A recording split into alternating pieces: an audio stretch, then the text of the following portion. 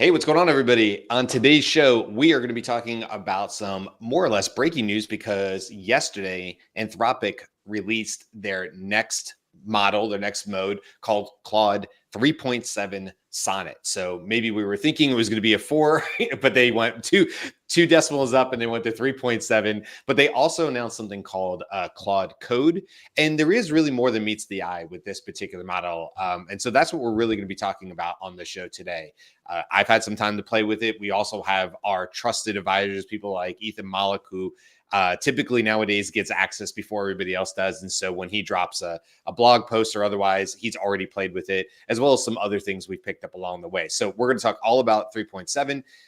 Does it seem worth it? Do the improvements seem different enough? How does it compare with things like Grok 3 and other models that are out there? That's what we're talking about on this show today. It's all about Claude 3.7. So this is the Daily AI Show. Today is February 25th, 2025. And with me today, we have Junmi, Beth, Andy, and I'm Brian. So I will jump off and say that I instantly got frustrated with the free side of it and hitting tokens. And so I just bit the bullet and paid for Claude for an entire year because I just couldn't.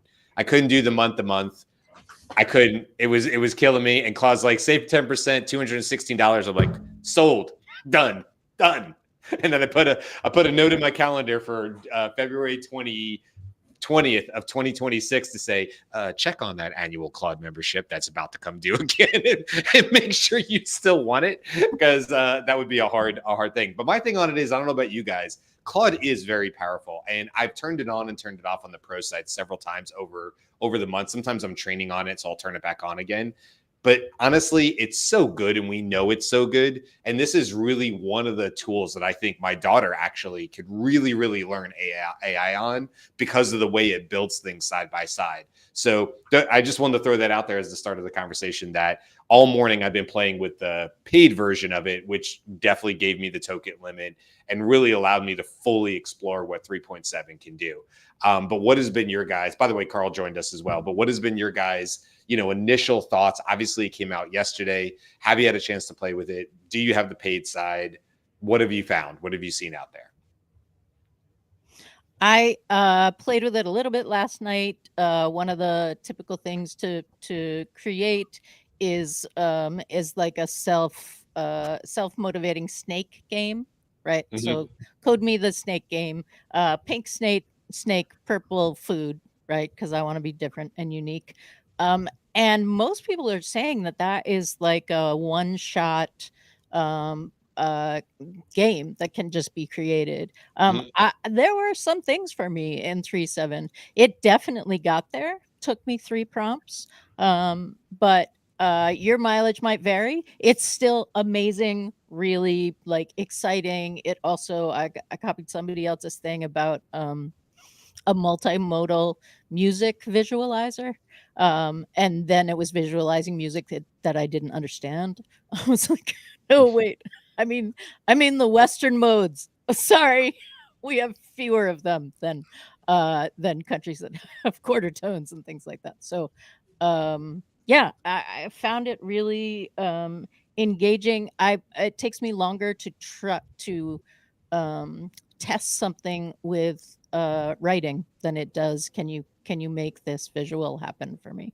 But I was impressed. I'm back with Claude. My boyfriend's back, right? Like but me and ChatGPT are not happy with each other. I don't know why you are doing me like that. But yes, Claude, I feel great about it. And yeah. Who else? I definitely feel like Claude or rather ChatGPT is messing with me. Man, their updates on 4.0 are just daily. I'll use the polite term, upsetting me. I wanted to use a better way of saying that. Not the topic of today's show. We're going to talk about how amazing Claude is, because 4.0 can kiss my, Andy, what were you going to say? Well, I was just going to say I have not paid for Claude yet, but I will. Eventually I will. I ran into the token limits in a single, interaction with 3.7 this morning when I was playing with it. But all I had to do was start a new chat, right? So it wasn't blocking me other than, with the paid version, I would have been able to continue in a single thread and maintain a much longer context window effectively, because what they're doing is they're cutting me off in that. So don't feel like it's so hampered or hobbled that you can't play with it. It's really very competent even in the free version. So go get it. 3.7 is good. The point I will make though is that when you look at the table of comparisons on various benchmarks, it doesn't really rise to the level of, passing Grok 3 beta or DeepSeek. Its numbers are lower, particularly, for example, on high school math competition. So high school math should not be that difficult. Mhm. It gets 61.3% compared to 83.9% for Grok 3. That's a big difference. Now, with extended thinking, which is what we'll talk about shortly here, which is one of the capabilities of the new 3.7 Sonnet, uh, it gets up to 80%, which is just 4% behind. Well, no, I'm sorry. When Grok 3 applies extended thinking, it goes to 93.3% compared to 80% for Claude 3.7 Mm. Sonnet. So when you do a side-by-side comparison on some of the more difficult benchmarks, it's not really out there at the edge of the envelope, but it has a lot of virtues that are unrelated to doing mathematics.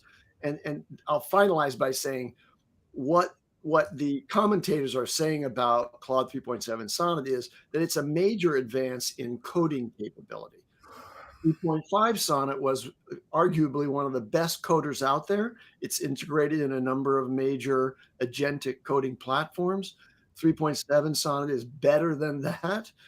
And it now adds a new feature, which is you can code, if you're a developer, you can code in your terminal, and you can access and use 3.7 Sonnet right in terminal.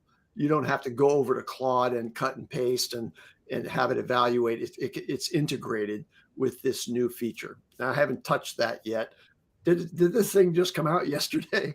It's like, how fast do we have to be to really have experience with these? The coding is so cool.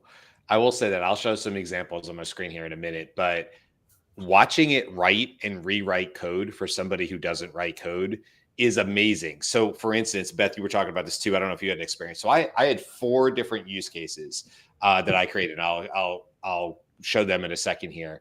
I had it completely do full research on what teenagers, since this was on my mind from yesterday's show, what teenagers would need to know to be future ready using AI. So I had to do all the research and then go build the solution for me. And that's really what I told it to do. This is what I want you to do. Go figure this out on your own, then go build this. And I think that really gets to the heart of what I see that 3.7 is doing a really good job. And it's also what they promote, which is that it will figure out for you whether it needs to do the deep researching or whether it needs to do the more like basic, faster iterations on it. But when you layer on top of that, the fact that it will frankly code the whole thing and make a usable version of it, I'm looking at a usable version of the demo for how I would tell parents that this was a good $99 product. Because that was like one of the things I said. Hey, if I was going to build a $99 training, what would this look like? It created the material I would need to show this to parents to sell them on the $99 material. That was one prompt, right? Another example of this is I said, hey, I'm sitting at my desk right now. Create me tell me what the best generative AI tool would be for me to use right now, and then go create it. So you know what it did? It created me a task tracker and timer. And I said, oh, this is pretty good, but I bet you can do better. And we went back and forth to the point where now if I say my task is to go write a blog on such and such a topic, I'll use Shadow AI since that's one of our previous conversations. Then it goes and not only starts the timer, it knows how long I have to complete the task, gives me Claude prompts that might help me do further research, does the further research, then tells me the best order that I should break down and work on that blog. That was like 4 prompts, and it's a workable version on my computer right now. Tell me another tool that's capable of doing this. There isn't, right? There isn't. There's not, you would have to go through an API. You would have to deploy it somewhere. I'm actually using within minutes in some cases, 10 minutes in one of them, and it's still breaking on a different project that I'm working on because it's having trouble going through the research. But much like a Cursor or Replit, where I've watched Andy go through and doing these kind of things, you're watching it go back through the code, and it literally is showing you deleting lines. It's like, that didn't work for me. And also, it just throws up codes that says like Cursor or Replit. Do you want me to fix this? And you're like, yeah, if you ran into a code problem, sure, click, yeah, fix that. And then it'll go back through the code and run it until it has another workable version for you to use. I had to do our show yesterday. I gave it the entire transcript of the show yesterday and had to create an interactive user experience that goes on to a deeper dive on any topic that we give it. So I gave it the transcript from the show and then had to do that. I had to make a company research tool. I had to create a Harry Potter quiz that helps people with kids with anxiety. This all happened from the time that I paid. This is why I want to get this across. I paid for this. This is 13 a.m. my time on the East Coast. I paid for this around 9:05. Everything I told you exists and is workable since then. Yep. Tell me another tool that can do this. And that's why I paid for the year, because I knew how powerful it was going to be. So I agree. There are tools that could get you there, but one of the things that I think is distinct about Claude, and I'd love to hear what Carl and Junmi think as well, is like this nebulous like vibe coding, but with discernment, right? Like it was trained in taste. Like it's much more likely to get to the place where you're satisfied with it without having to uh to to give a bunch more descriptions or get sort of lost on something. Junmi or Carl, I know you haven't had a chance to weigh in.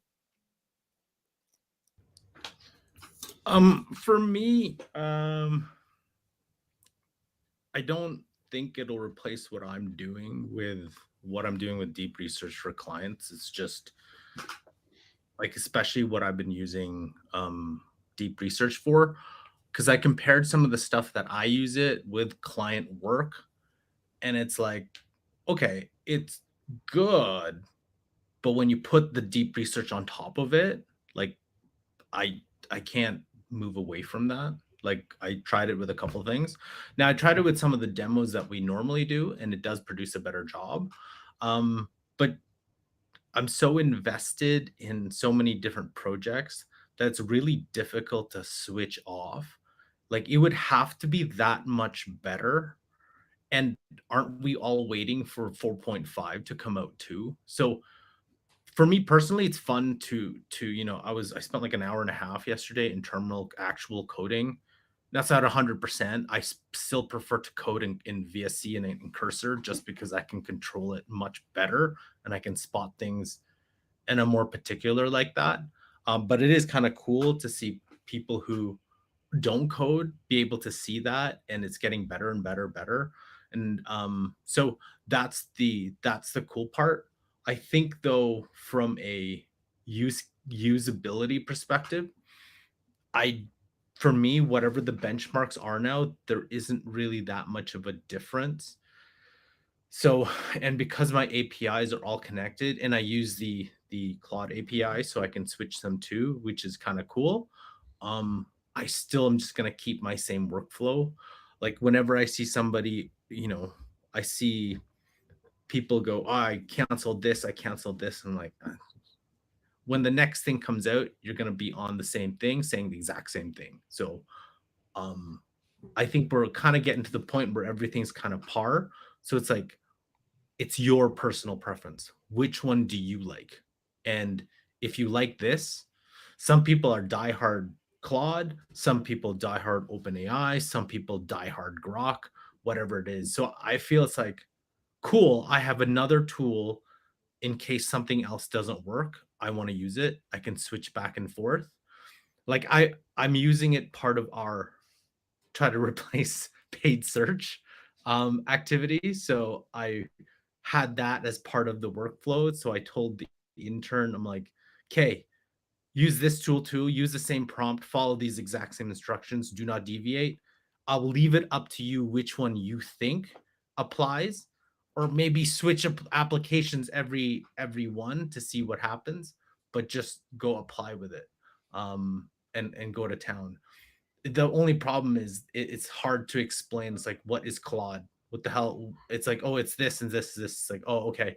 So at that level, you have to re-explain what the tool is and what it, what it does. And it's like, oh, it's OpenAI's competitor. It's good for this. It's like very much the same. Some people say it's better. Some people, but it's all kind of in the same sphere. So you got to use it too. So, but I'm using that as part of the test for the paid search activity.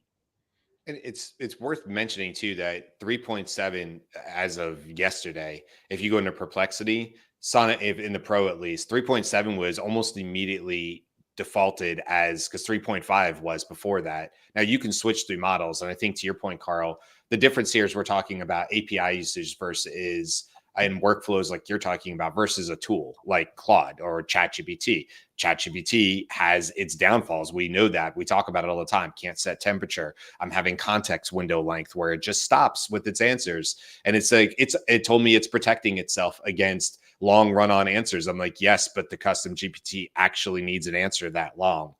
You're just making it worse for me. So there's the tools and what you would use a tool for. Why would you go into Claude as opposed to ChatGPT and use that tool? Well, I talked about some of my use cases, that left and right, watching the code, building applications. But that doesn't change the fact that I can go into, in fact, I'm doing it right now.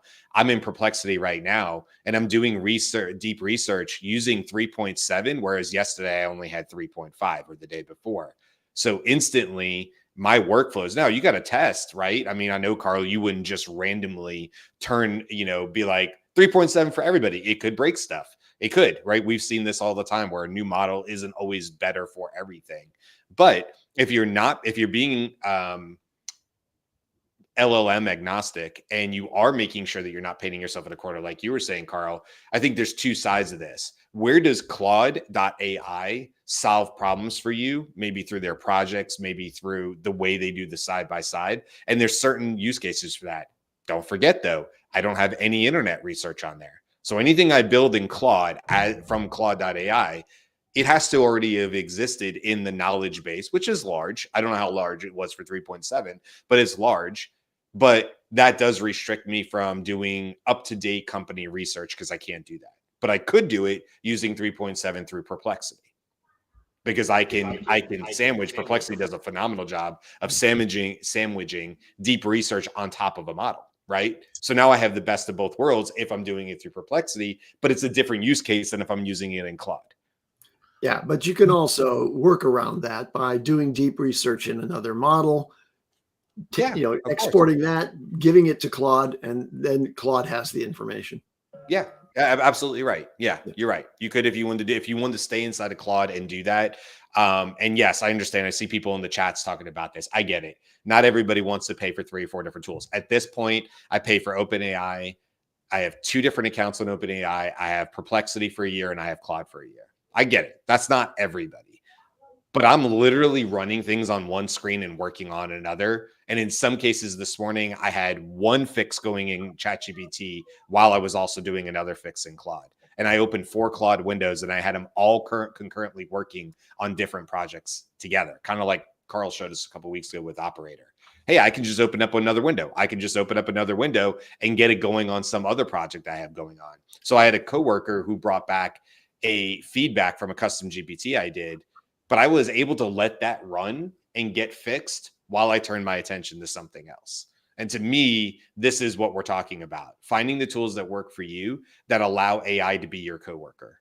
So you can actually stop looking at the screen and look at something else. Or sometimes I'll get up and I'll go, grab a bite to eat in the kitchen or something like that because I work from home. I have started projects before and let it run because I know it's going to be longer, deep research, and then gone to work out. It's not going to take the whole time I'm working out. I get that, but it'll be done when I get back. So I think that's the difference. That's the pivot here, is thinking about working alongside AI. And I think Claude 3.7 does a great job of allowing you to work alongside it without removing the human from the process. What do you think, Jimmy? I think you're right. The big takeaway that I took from the various announcements, because it wasn't just 3.7 Sonnet, they also released Claude Code into a research preview. They even released a article that broke down the thinking or reasoning process, which I appreciated personally because it gives a insight into what they're focusing on in terms of their reasoning process. And I think the thing that might be the big aha, or I shouldn't call it the aha moment, but the big takeaway here is a tiny little thing that they mentioned, which was being extended thinking and being able to control how much more thinking you want to apply to your reasoning. Oh, the token limits. Yeah. Yeah, so you can do the full 128K token limits. You can control how much thinking and reasoning is applied to your query, and this can all be and this can be all controlled up to down to the token number. So in budgetary terms, you can fine tune, for lack of a better term, whatever your process is. So this will be a lot. I think this will be a lot more important to people who are building systems or automations or things like that. So various components. So being able to tweak, like, this question on average only needs half the tokens, so I can save myself some money there. And this is, for, like I said, automations and systems that are just going to be running over and over and over again. All right. So I think that extended thinking and being able to control it on a sliding scale, I think that's going to be a key selling point for choosing Claude over something like OpenAI, because OpenAI has your low, medium, high, right, for its reasoning currently.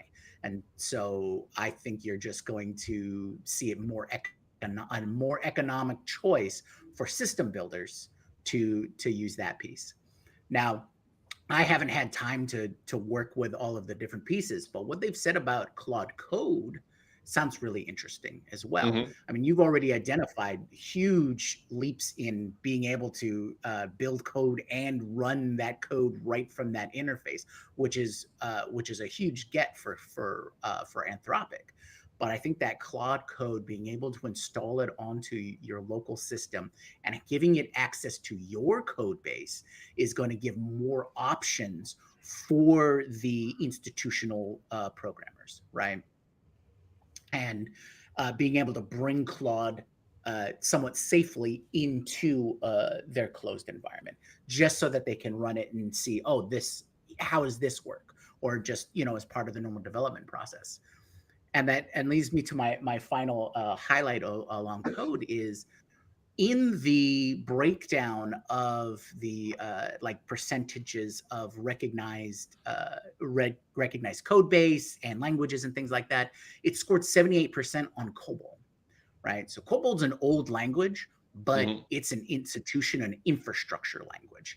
It is in everything that you think is old, like all the government systems are built in COBOL, right? And if you compare it to everything else that they showed, that we're seeing like 22% or 12% in the other LLMs or the other AI regarding COBOL. So this might be a play into their overall strategy, which seems to double down on Claude as the coder's dream. If you want to do anything with code, whether or not you're coming in with no code experience and just want to see those that programming being built right in front of you, or you want to build it into a larger system or to help you update those older systems, because I can tell you, migrating or upgrading from one code base to another, or changing out that old system for a new one, that is incredibly difficult and time consuming. So Yeah, good call out. if Claude can help in any of that, I think that's a big win for them.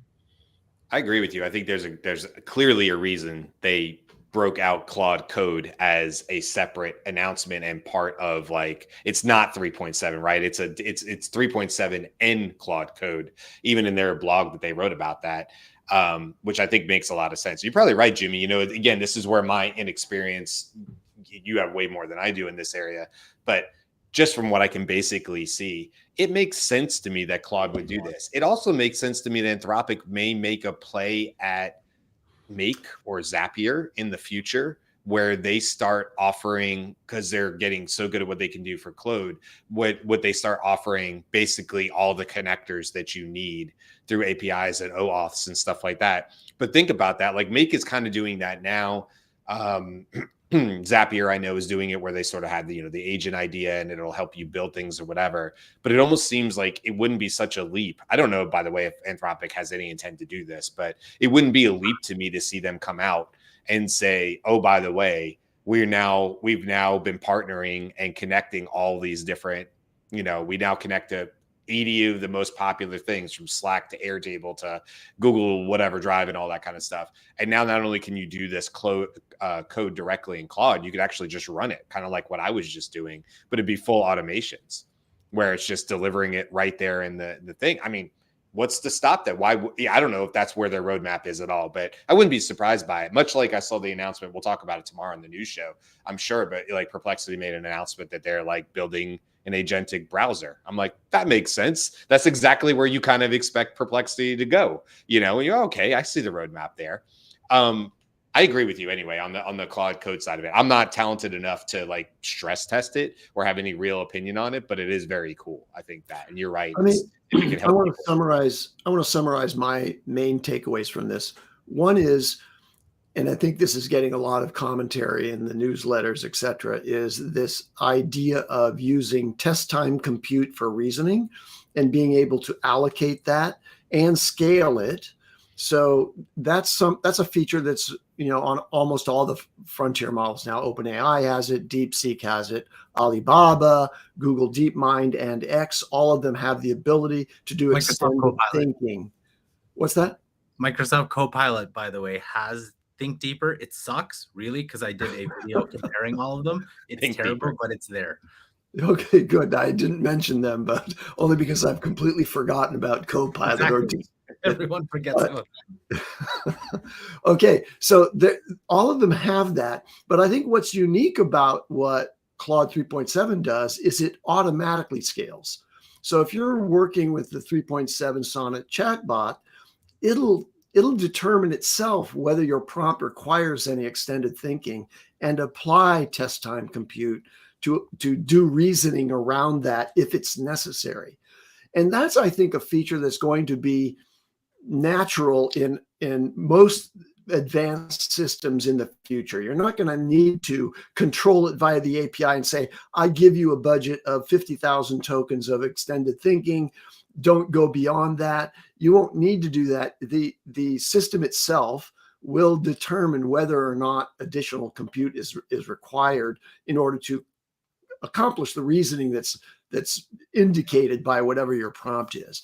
So that's the thing that's happening in these models that I think is really important. It's related to reasoning, and it's this test time compute budgeting that you can do, like, okay, think harder, that kind of thing. The next thing is what Beth used the term, which is the term of art now that's coming out, which is vibe coding. And it was Andrej Karpathy who coined that term. And this is the feature that Brian was talking about, where he can build a front-end app in Claude 3.7 Sonnet and run it right there.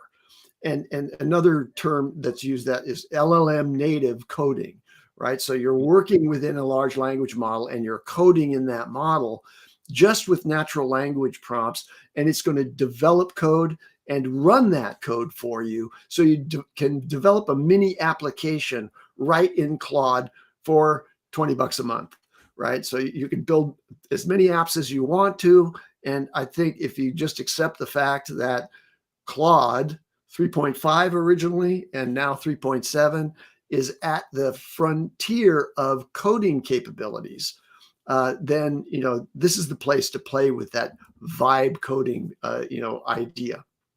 I like that. I haven't heard that before. Vibe coding. Andy, it's kind of like what you said yesterday, and this is going to be a little meta, but I'm going to bring it up on the screen because this is exactly kind of what you were just saying, I think. So let me share this really quick. Which one is it? Shoot. Interactive. While you're doing that, I'll just say I started out by saying there's 3 things that I take away. The third one that I didn't just mention now was the Claude Code, right? So the ability for developers to use the extensive capabilities of Claude 3.7 in their own development environment. That's going to be a major breakthrough. Yeah, and this is like, okay, so this is the one where it took yesterday's topic and broke it down into a more interactive experience for like a viewer or listener. Just that. So we're always thinking about like, well, what would it be like if we took one of our topics and just made it more interactive? What if that was on our website? What if you went to the dailyAIshow.com and for every show we did within a day or two, there was something that looked something like this that was interactive on that topic? Maybe you wanted to delve deeper. Maybe you wanted to, explore the topic further than we took it on a particular show. What does that look like? And so to your point, Andy, like, I want to see this visually. I want to have an MVP. I want to have something that I can look at and mess with and play with. And so you can see that this built this fairly quickly, breaking down the ideas. It gives me tabs to bump through, talking about different key advantages and things like that. Gave me some cost benefit analysis at the bottom here. If we go to strategic approaches, it says in the podcast, Andy outlined 3 key strategic approaches that successful AI entrepreneurs can use to differentiate themselves in an increasing competitive landscape. And so I can actually click through those 3 competitive advantages that you mentioned, Andy, and then like the human advantage of it. So, and then it breaks that down as more like really nice, really easy. Now I might iterate on this. We might look at this as a team and say like, yeah, if you could do that, I bet you could do this. But man, isn't it nice to just get something that's just visual that I can click through, that I can have a general idea of. And now what's different about this visual way of using LLMs is previously I would see this in a text thread, in a chat thread, and it would say, well, this is what I would put in this section. But I might miss that there may need to be better updates to that area because I'm looking at it as all one chat thread. And yes, we have Canvas on the OpenAI side of things, which is very helpful. But isn't it better if we have something here and I'm able to read this and I easily identify that the quotes that it's pulling in are wrong? And then I'm like, oh, okay, I see what you're doing here because it's so easy for me to understand this section visually. And now I can very easily go in there and make adjustments to Claude and say, hey, you're pulling in the wrong information here, or what I meant in this area is this. And now I'm just having a conversation back and forth with Claude based on this initial thing, or I scrap it and I start over because it didn't get anywhere close to it. So I think this is just a really cool way of visually working with LLMs. I'm not saying this doesn't exist in other places, but I'm just saying it's damn easy inside of Claude with 3.7. And that's why I say this is like a really easy place for my daughter to get more reps with AI, with LLMs, because this is going to be more for her.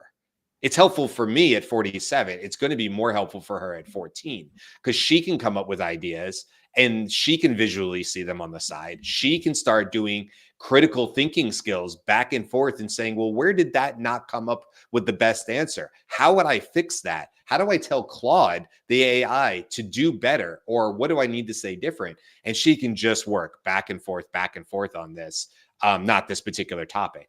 But maybe she would do something like nope, not stop sharing. Sorry, Beth. One more time. Not stop, switch. Use this one instead is what I meant to say. So this one is like silly, right?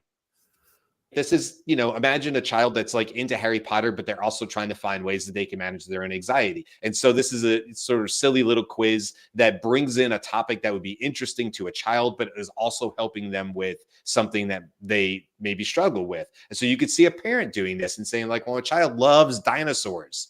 Is there something we could do at bedtime? I think about all the nights I sat up in my daughter's bedroom as a parent trying to come up with solutions for anxiety with a child that couldn't really verbalize always how it was affecting her, except that what we knew was a quiet mind was a dangerous mind.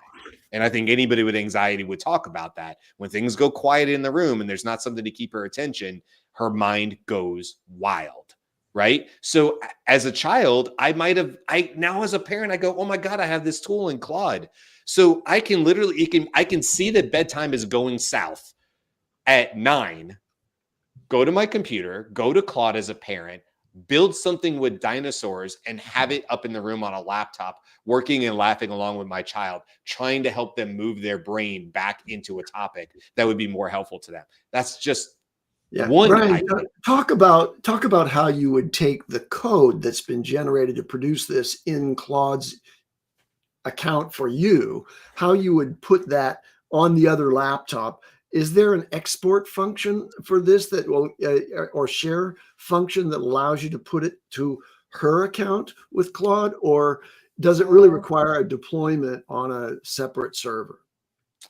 I'm not sure. Publish and copy link. Publish this artifact and make it accessible to anyone on the internet. Your chat will remain private. So yes. Okay, so yes, apparently only you have access to it. I think if you do it in a Claude project, you can share the project as well. So you could conceivably share the code, right? Yeah. Like in what you're talking about with your daughter, as opposed to the kid who just wants the access to the dinosaur or whatever. Also, like, Claude could write you goodnight stories, and maybe that could be an excellent bedtime routine as well. Just saying. Sure. What is old is yay. So here's another one, company research tool, where this one's not working the way it should work. What it should be doing is I give it any company and it goes and does detailed research on all these different areas. This is something we use in sales all the time. We always want to know. Now, this one is going to be limited because it doesn't have the internet, but I wanted to see what it would do by using one of my more advanced custom GPT prompts, which I pasted directly into here. And my prompt was simple. Hey, take this custom GPT that I've already created and make it more interactive.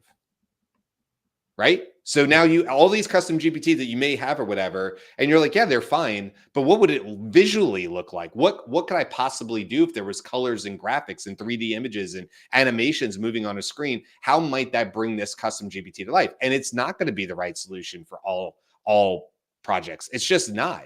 But there's a lot of them where it would.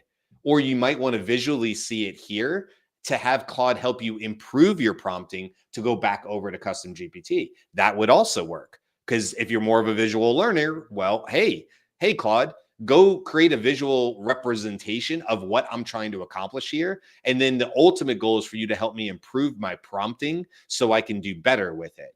So like that was another one. Here's the AI powered timer. I actually think this one is cool as hell. So if you say on this one, and it came up with this idea and I just iterated with Claude to make it better. But basically, if I say I'm writing a new blog about shadow AI and how it can have a big impact on businesses, and I say analyze and start the timer, look what it does. It does initial research for me on stealth AI. It gives me a bunch of Claude prompts with copy prompts on them that it kind of came up with on its own on how to do that. But I could use these to further enhance my research on stealth AI. It gave me resources, Harvard Business Review, that again, older, right? 2023, because I don't have the value of the internet here, but there's still stuff in there that I can look up. And then it gives me next steps on how I might want to maximize my 29 minutes that I've allotted that I said I have to work on this project. So let's say you want to really hold yourself to it and you're like, I have to produce a first draft of this and I have 30 minutes. You could use a simple tool like this to really help you get started and stay on task for doing it. And of course, I don't have to stop here. I could go down here and keep working with Claude on the side to further refine and work this project. But it's kind of a cool little, like, hey, Claude, what would be super helpful to me right now? It's like something to help you stay on task. And I was like, how do you know that about me, Claude? But how do you know that I have problems and I'm squirrel all the time? And then this one, this is the last one I had. This was the teenager one that I mentioned. future ready AI companion, preparing your teams to thrive in a world where AI is your coworker, not just your tool. And it made this little landing page for just $99 for full access, right? Start your journey. And it's got learning paths in there, and it mocked up where these modules would go in there. And then it's got AI projects that the team might work on, from assisted storytelling to business plans to environmental data analysis. It's telling us how this, it doesn't work. I'm not saying this is a fully functional model, but it's giving us updates on collaboration, where that teenager is through this training system. It starts giving suggestions on career paths based on what the teenager is working on and what suggested career paths might be really relevant to them at the end of it. But this is really just meant to, like, if we started over here at the beginning, this is meant to show, this is like a landing page or a demo where you would fill it in with fake information for like a particular teenager. And then you would send that and you'd say like, hey, this is what we do. This is how we do this. But again, I'm probably not going to deploy this code. But it's really, really cool that I'm able to work through some of the initial ideas I have with Claude if I can visually see it first. So those are all the different ones that I did. And I think this last one was not using the coding tool. I actually gave it the conundrum that we were talking about last week, and I did a Saturday episode on or whatever. And what's throws you off here is how fast 3.7 is, that we would initially not see this as maybe deeper research. But I think it actually is. It's just that it's not going out and sourcing 37 different cited sources, not like Perplexity, right? But it's very, very fast at putting back this very detailed, very good answer on this particular conundrum, because I had it researching both sides of it. So not a coding aspect. I'm not asking for anything visual here. This was me just using the power of 3.7 and to test just how fast it could come back with a qualified answer. And it's like instantaneous. And that's one of the things Anthropic said is like, it's very fast. And I'm like, yeah, it is. It's very fast. So there are a couple things that just need to be highlighted, I think, in terms of Anthropic and this drop. One, it was available for everybody. There was not, we're rolling it out slowly. When they made the announcement, it was available. Now they made an announcement, like they put it up on Amazon Bedrock, saying it was available February 19th. So they may have slow rolled it outside of the news cycle. And I'd like do that. Yes, that's wonderful. I appreciate that. No problem. The other thing is that they very specifically said we're not chasing the comparison metrics. They gave them to us, but what they're really going after is user experience. So Claude feels more human when I'm engaging with it. Mhm. That's not vibe coding, that's just vibe, right? But that kind of threading the needle there, I think it's kind of like Midjourney. I think Claude is definitely has a fan base that is just excited about it. And so to be able to give a little bit of control, say, yeah, no, I would like a deeper thought as this process. I'm just going to click this little toggle. It's going to do the same thing. I don't want it the next time. I'm going to click the toggle off. Like if ChatGPT blew up because it created a user interface that was easier to engage with, Claude is actually trying to create, like that seems to be their thing, a user experience that is a higher quality than what you're getting in the other places. And 100%. I'm for it. Yes. Yeah.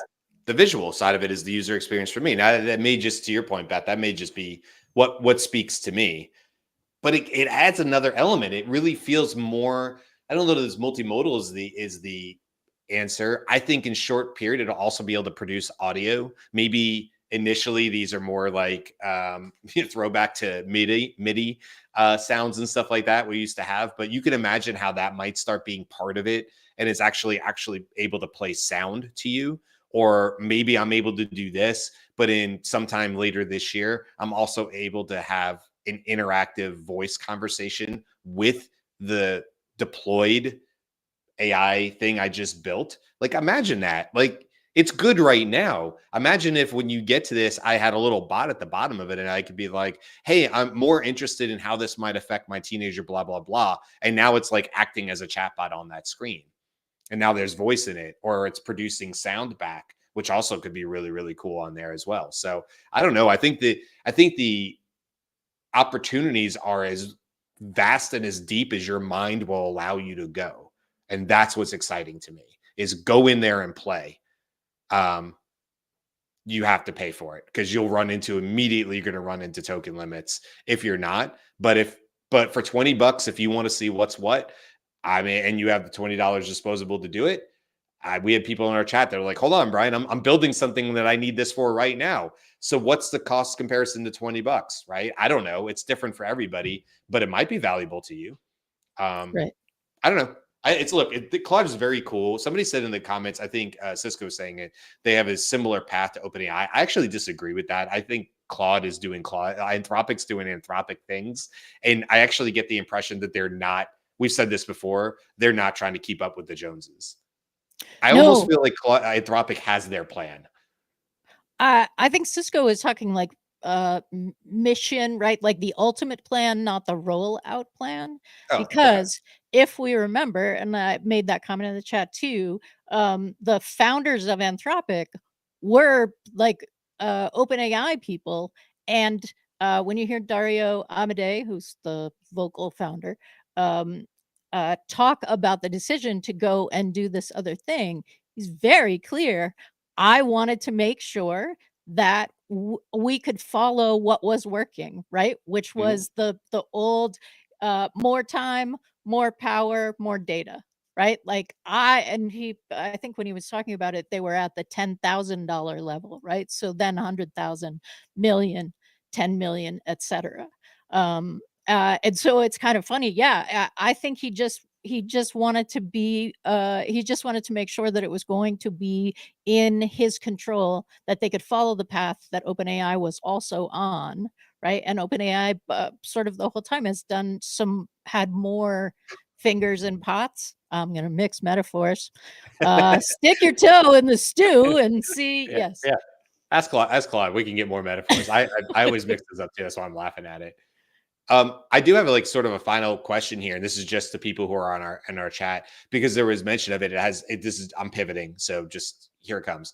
But people were asking about two things. One, they want more of the sci-fi AI show. So Beth, Jimmy, get on that. Make it happen. Make it so. And then also people are asking about the daily AI show merch. We don't have merch right now. I mean, I don't have a mug that says the Daily AI Show on. I think, Beth, you have like one thing that you have or whatever. So I'd just be curious for anybody that's listening to this. We'll just give you a couple seconds here. Like, throw in the chat if you have any interest in that. I just think it's one of those things that, like, sure, we'll do it if people are excited about it. Happy to create something and have it, drop shipped or whatever. But what would you want? Do you want a mug? Do you want a hoodie? Do you want a t-shirt? Do you want it? I'm just curious what people might say to this. So I don't know what anybody would say, but since it came up in the chat, I'm curious. We're getting yes. And every time I wear the DOS hat, we get more stuff about that. So people asking about it. Yep. And stay tuned for news about a live taping of the sci-fi the sci-fi AI show. Yes. No dates on that just yet. Well, no, we're doing it. We're doing it on Quantum. We're doing kind of a double header, right? So Thursday, we bumped our Thursday quantum computing show to Thursday because we did Claude today, and Friday we're going to do the sci-fi angle of the quantum computing show. So we'll put information out, but it's 1 p.m. Pacific, 4 p.m. Eastern, and we'd love to have you all there. Okay, so 1 second, Beth, because I don't think I got this. On Friday at 1 p.m. Pacific, 4 p.m. Eastern, you guys are going to do a live sci-fi AI show on the topic of quantum computing as it applies to the sci-fi side of the house. Yeah, or through the lens of sci-fi, right? Because that really is, there's so many things about it. Like, wow. I mean, we've been living in the sci-fi world for a while, but yes, thank you. Thanks for all the demands. And yeah, thanks. And then I'm looking, just as our last thing, we'll wrap this up. Designed by AI, shirt that says designed by AI. Jude says he spent all his money on AI already. So yeah, I don't know. On the tops, we'll have to come back to that and figure out whether that's the merch thing or whatever. I think it's just a matter of there being a demand there, and then it's something that I think we can put more time and effort into and stuff like that. Okay, just curious, since it was brought up in the chat on it, if you're watching the show at some other time and you would also be interested in any sort of daily AI show merch, or you'd like to rep a hat or a hoodie or a mug or something like that, by all means, put it in the chat underneath whatever video you're watching this on, and we'll capture the data that way as well. Tomorrow, Beth, you kind of already said it, so I'll keep it short. We have the news tomorrow. On Thursday, we're going to be talking about Microsoft's quantum computing latest research. That was the show we were going to do today, but we wanted to talk about Claude today. And then Friday, yes, we're still doing the N8N show here on the Daily AI show. We're still doing the N8N show. Yeah, we still have our show. Yes. And then also the Sci-Fi AI is going on at 1 p.m. Pacific, 4 p.m. Eastern on Friday. And the only thing we bumped from this week that we're definitely doing next week is we're definitely having an updated show on AI robotics. So much coming out from Meta and Figure and so many others that we want to devote a whole show to that. So that's what's coming up the rest of this week. Join us tomorrow for the news. Don't forget to like and subscribe if you like what we're doing here. And yeah. Thanks for hanging out and talking about Claude today. Hopefully you got some value out of this, and maybe you're going to go try it out. Till tomorrow, guys. Bye. Aloha.